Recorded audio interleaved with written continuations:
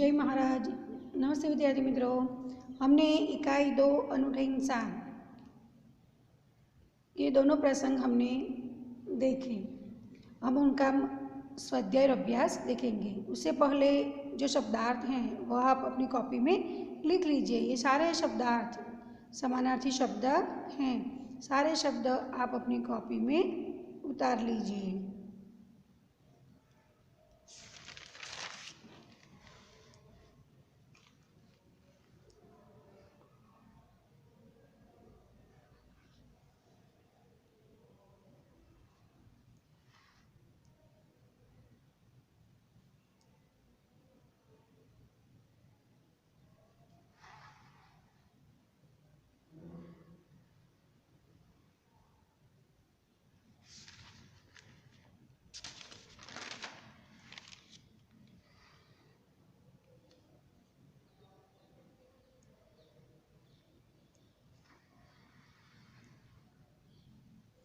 अब हम अभ्यास व स्वाध्याय देखेंगे।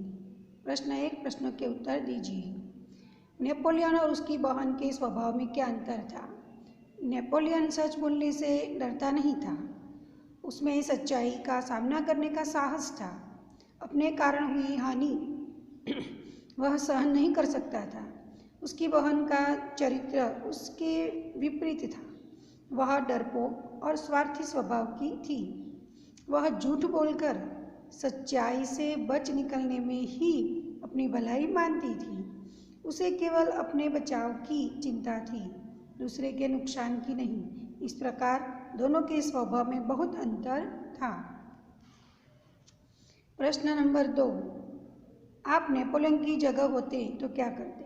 तो नेपोलियन का धक्का लगने से अमरूद बेचने वाली लड़की के अमरूद खराब हो गए थे। अब वह उन्हें बेच नहीं सकती थी। उसे डर था कि अब वह अपनी माँ को क्या जवाब देगी। नेपोलियन को लगा कि उसके कारण उस गरीब लड़की की हानि हुई है। उसकी हानि को पूरा करना उसने अपना फर्ज समझा।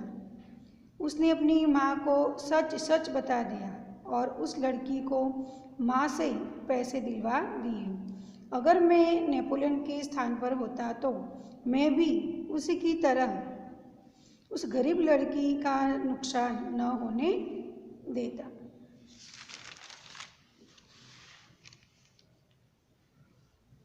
प्रश्न नंबर 3, आप अपने जेब खर्च का उपयोग किस प्रकार करते हैं? मुझे जो जेब खर्च मिलता है उसका उपयोग मैं पेंसिल या रबर खरीदने में करता हूँ। जो पैसे बचते हैं उसे मैं बचत बैंक में रखता हूँ। मित्रों, आपको जो जेब खर्च मिलते हैं उसमें कुछ बच्चे ऐसे होते हैं जो साइकिल लेकर आते हैं। तो साइकिल लेकर जो आते हैं विद्यार्थी पाठशाला में, वह अपने जेब खर्च का उपयोग कभी कभार अगर साइकिल में पंचर हो गया तो पंचर करवाने में उसका उपयोग करते हैं। और नोट, बैग, थैला, ये सारी चीज़ें तो हमें घर से ही मिल जाती हैं, इसलिए इन चीज़ों में हमें पैसा खर्च नहीं करना पड़ता। इसीलिए हम पेंसिल या रबर खरीदने में ही इसका उपयोग कर सकते हैं। प्रश्न नंबर 4, बापू के बारे में आप क्या जानते हैं? तो बापू का पूरा नाम मोहनदास करमचंद गांधी था। उनकी पत्नी का नाम कस्तूरबा और माता का नाम बकलीबाई था। उन्होंने अंग्रेजों से आंदोलन किया और हमारे भारत देश को अंग्रेजों की गुलामी से आज़ाद करवाया। मित्रों, बहुत सारी बातें हम लिख सकते हैं। गांधी जी हमारे देश को आज़ाद करवाने के लिए कई बार जेल भी गए हैं। प्रश्न 5, बापू धन क्यों इकट्ठा कर रहे थे? तो उस समय देश में आज़ादी के लिए आंदोलन चल रहा था। बापू उसके नेता थे। आंदोलन के लिए धन की ज़रूरत थी। बापू यह धन कहाँ से लाते? इसलिए वे सारे देश में घूम घूम कर सभाएं करते और धन इकट्ठा करते थे। प्रश्न नंबर 6, आपको कौमुदी का पत्र कैसा लगा? क्यों? मित्रों, आपने सच्चा दान कहानी देखी और उसमें कौमुदी जो कार्य करती हैं वह भी आपने देखा। तो अब आपको बताना है कि आपको कौमुदी का पत्र कैसा लगा। अगर आप कहते हैं अच्छा लगा तो क्यों, वह भी आपको यहाँ बताना है। तो मुझे कौमुदी का पात्र बहुत अच्छा लगा। क्यों? तो मैंने लिखा है कि महिलाओं को गहनों के प्रति स्वाभाविक ही मोह होता है, आकर्षण होता है। फिर कौमुदी तो अभी 16 साल की बालिका थी। उसके गहने बहुत कीमती थे। ऐसे गहने दोबारा नहीं बन सकते थे। फिर भी देश की आज़ादी के लिए उसने अपने गहनों का त्याग कर दिया। गांधी जी को अपने सभी गहने बेच कर उसने साबित कर दिया कि देश प्रेम से बढ़कर कुछ भी नहीं है। इसलिए कौमुदी का पात्र हम सब के लिए बड़ा प्रेरणादायक है। मित्रों, इस प्रकार आप कौमुदी के बारे में लिख सकते हैं। क्या आपने भी कभी अपने माता पिता के सामने अपनी गलती स्वीकार की है? उस घटना को अपने शब्दों में बताइए। मित्रों, आप कहीं भी गए हो या घर पर आपसे कोई भी गलती हुई हो और वह गलती आपने अपने माता या पिता के सामने स्वीकार की हो, उसका वर्णन आपको यहाँ पर करना है। यहाँ मैंने जो लिखा है वही आप लिखे, ऐसा नहीं है। आपने जो भी गलती की हो और किस तरह स्वीकार किया है उसका वर्णन आपको यहाँ पर करना है। मैंने एक प्रयत्न किया है कि किस तरह हम यहाँ लिख सकते हैं। एक बार छुट्टी के दिन में अपनी सोसाइटी के मैदान में साथियों के साथ क्रिकेट खेल रहा था। बल्लेबाजी करते समय मैंने गेंद को इतनी जोर से मारा कि एक मकान की खिड़की का कांच टूट गया। मकान के मालिक क्रोधित होकर बाहर आए और पूछा, मेरा कांच किसने तोड़ा? साथियों ने मेरा ही नाम लिया। उस सज्जन ने जाकर मेरे माता पिता से शिकायत की। मैंने अपनी गलती मान ली। वे सज्जन भी खुश हो गए और बोले, कोई बात नहीं बेटा, खेलो जरूर, पर इतना ध्यान रखो कि किसी का नुकसान न हो। इस तरह आप लिख सकते हैं। प्रश्न नंबर 3, निम्नलिखित विषय पर चर्चा कीजिए। यहाँ जो विषय है महात्मा गांधी और देश प्रेम, इस पर हमें चर्चा करनी है। हम गांधी जी को बापू या राष्ट्रपिता कहकर उन्हें मान देते हैं। गांधी जी ने अपना सारा जीवन देश की सेवा में अर्पित कर दिया। उन्होंने अपने घर परिवार की चिंता नहीं की, केवल देश की चिंता की। उन्होंने कई सत्याग्रह किए और वे कई बार जेल गए। उन्होंने कई बार उपवास किए। देश को अंग्रेजों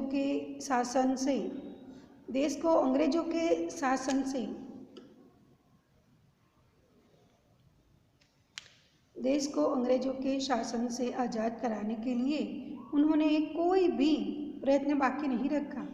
उन्होंने निस्वार्थ भाव से देश की सेवा की। सचमुच बापू महान देश प्रेमी थे।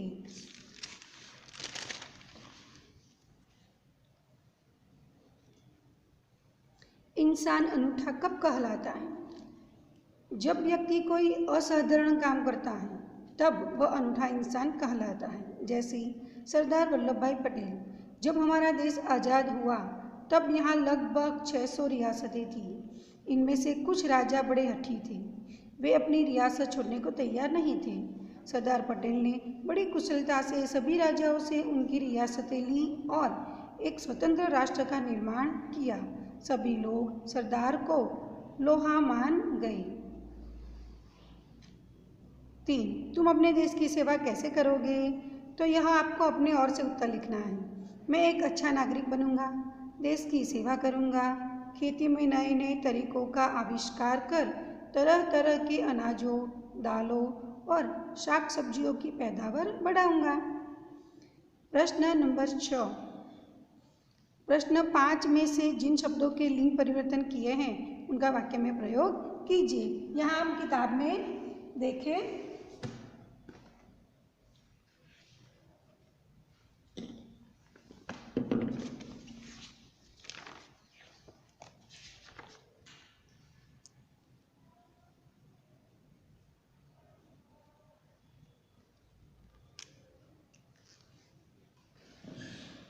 यहाँ देखिए प्रश्न नंबर 2 बाकी रह गया है, पहले हम उसे देख लें। उदाहरण के अनुसार संयुक्त वर्ण से बने 2-2 शब्द लिखिए। 2-2 शब्द हमें यहाँ पर लिखने हैं, जैसे कि द तद बराबर द, शुद्ध। मित्रों, यह संयुक्ताक्षर हमने प्रथम सत्र में वीडियो में समझ लिया है। शुद्ध, तो और शब्द कौन सा बनेगा? तो युद्ध। और बुद्ध, इस तरह दो शब्द बनते हैं। त बता त बराबर त, पित्त, तो शब्द बनेगा कुत्ता, सत्ता। द बता म बराबर ध्व बराबर पद्म, तो पद्म हम इस तरह लिखेंगे पद्मा, और दूसरा शब्द बनेगा पद्मावती। यहाँ द बता व बराबर ध्व, विद्वान, तो यहाँ बन सकता है द्वार, और बनेगा द्वारकेश। ह बता म ब्रह्मा, तो बन सकता है ब्रह्मा।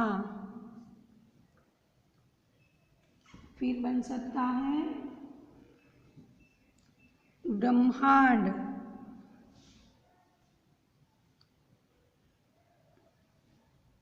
ब्रह्मांड। इस प्रकार शब्द हम बना सकते हैं।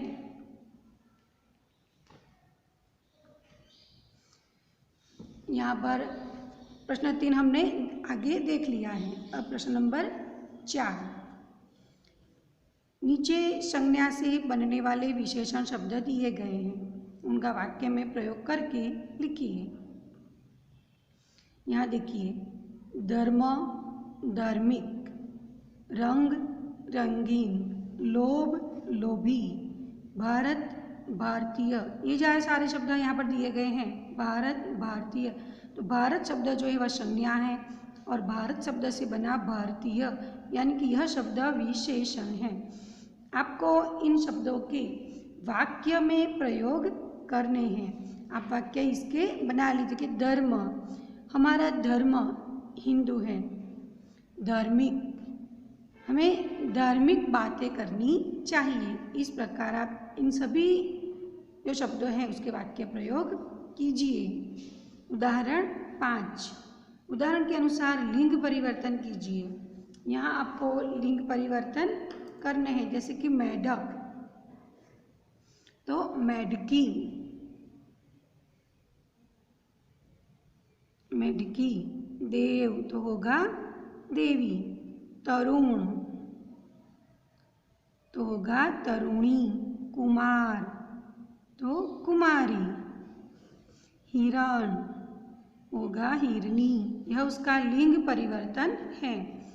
सांप तो होगा सापिन, यानी कि इन शब्दों में हमें इन प्रत्यय जोड़ना है। ऊपर जो शब्द बनाए हैं उसमें ई प्रत्यय जोड़ा है, हमें यहाँ इन प्रत्यय जोड़ना है। तो कुम्हार तो होगा कुम्हारिन। यहाँ ध्यान रखना है कि इन प्रत्यय जब हम जोड़े तो ई रस्व ई लेना है, इन। धोबी तो होगा धोबिन। यहाँ होगा नाग तो नागिन, बाघ तो होगा बाघिन, और ग्वाला तो होगा ग्वालीन। गलती हो गई यहाँ पर, ग्वालीन करना है हमें यहाँ पर।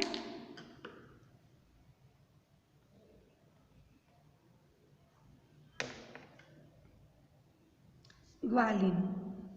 यहाँ नीचे देखिए नी प्रत्यय जोड़ना है, शेर तो होगा शेरनी, जादूगर तो जादूगरनी, मास्टर तो होगा मास्टरनी, डॉक्टर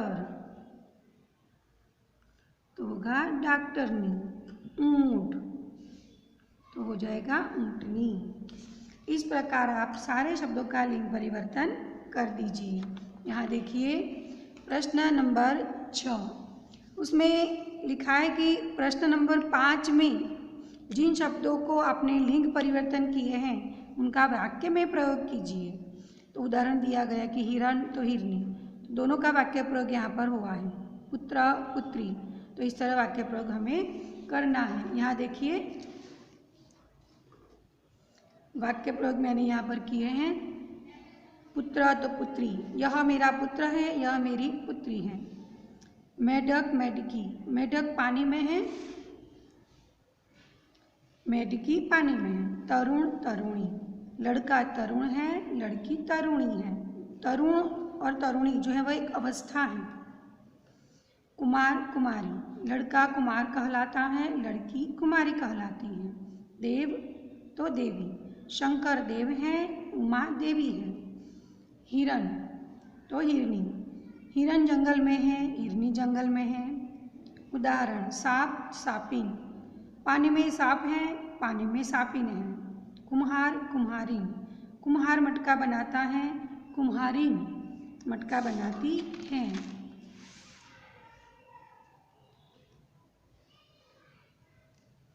नाग नागिन, नाग लंबा है, नागिन काली है। बाघ तो बाघिन, बाघ दौड़ा, बाघिन भी दौड़ी। धोबी तो धोबीन, धोबी कपड़े धोता है, धोबीन कपड़े धोती है। उदाहरण मोर तो मोरनी, नी प्रत्यय वाले शब्द हैं। शेर शेरनी, शेर दहाड़ता है, शेरनी दहाड़ती है। जादूगर तो जादूगरनी, जादूगर आया, जादूगरनी जादू दिखाएगी। इस प्रकार आपको वाक्य प्रयोग करना है। मास्टर मास्टरनी, मास्टर कक्षा में है, मास्टरनी पढ़ाती है। डॉक्टर डॉक्टरनी, डॉक्टर दवाई देते हैं, डॉक्टरनी दवाई देती है। ऊँट ऊँटनी, ऊँट खा रहा है, ऊँटनी खा रही है। चित्र के आधार पर चर्चा करके कहानी लिखिए। यहाँ देखिए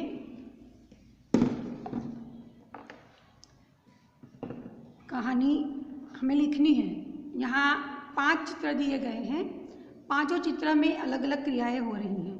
तो चित्र में हिरन है, कछुआ है, कौवा है और चूहा है। ये सारे मित्र मिलकर क्या करते हैं, यहाँ पर हमें देखो हिरन जाल में फंसा हुआ दिखाई देता है और यहाँ शिकारी भी खड़ा है। और अंतिम चित्र में देखो हिरन भाग रहा है, कछुआ भी भाग रहा है, कौवा उड़ गया है और चूहा पत्थर के पीछे छिप गया है ताकि शिकारी को दिखाई न दे। अब ये कहानी में हमें क्या कहा गया है, तो वह कहानी हम चित्र के माध्यम से देखें। 4 दोस्त। एक सुंदर जंगल में 4 दोस्त रहते थे। एक हिरन, एक कछुआ, एक कौवा और एक चूहा। वे हमेशा एक दूसरे के साथ ज्यादा वक्त बिताते थे और वे हमेशा एक आम के पेड़ के नीचे मिलते थे। रोज की तरह सभी आम के पेड़ के पास जमा हुए, लेकिन हिरन नहीं आया। सभी दोस्त दुखी हुए। कछुए ने कौवे से हिरन को ढूंढने के लिए कहा। तुरंत कौवा हिरन की खोज में निकल पड़ा। सभी जगह ढूंढने के बाद उसने देखा कि हिरन एक शिकारी के जाल में फंसा हुआ था। वह मदद के लिए चिल्ला रहा था। कौवा हिरन को देख आघात हुआ। वो तुरंत अपने दोस्तों से जाकर बताया। हिरन की जाल को काटने के लिए उन्होंने अपने दोस्त चूहे को भेजा। कौवे ने चूहे को अपने पीठ पर बिठाकर उड़ा और कछुआ उनके पीछे आया। चूहा जल्दी अपने दांतों से जाल को काटने लगा। शीघ्र ही हिरन आजाद हो गया। लेकिन उसी वक्त वहां पर शिकारी आ गया। एक ही क्षण में कौवा पेड़ पर जा बैठा। चूहा पेड़ के पीछे जाकर छिप गया। हिरन दूर भाग निकला, लेकिन कछुआ जल्दी दौड़ नहीं सका। शिकारी ने कछुए को थैली में डाल दिया। अब अपने दोस्त को खतरे से बचाने के लिए हिरन को एक उपाय सूझा। वह जाकर शिकारी के पथ पर खड़ा हुआ। शिकारी ने हिरन को देखते ही उसने थैली को नीचे गिरा दिया और हिरन के पीछे भागने लगा। उसी समय चूहा आकर थैली को अपने दांतों से काटकर कछुए को बाहर निकाल दिया। हिरन तेज दौड़कर शिकारी से बच निकला। शिकारी जब वापस आकर देखा तो थैली खाली थी। वे 4 दोस्त फिर से खुशी से जीवन बिताने लगे।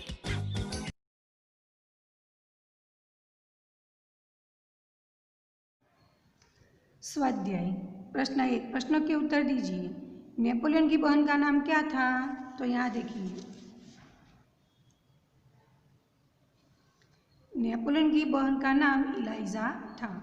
नेपोलियन लड़की को अपने घर क्यों ले गया? तो नेपोलियन अपने आप से जो लड़की की हानि हुई थी उसकी भरपाई करने के लिए लड़की को अपने घर ले गया। 3. गांधी जी को सोने की चूड़ी देने वाली लड़की का नाम क्या था? अब आपने कहानी अच्छी तरह से सुनी होगी तभी आपको पता चलेगा कि लड़की का नाम क्या था। गांधी जी को सोने की चूड़ी देने वाली लड़की का नाम कौमुदी था।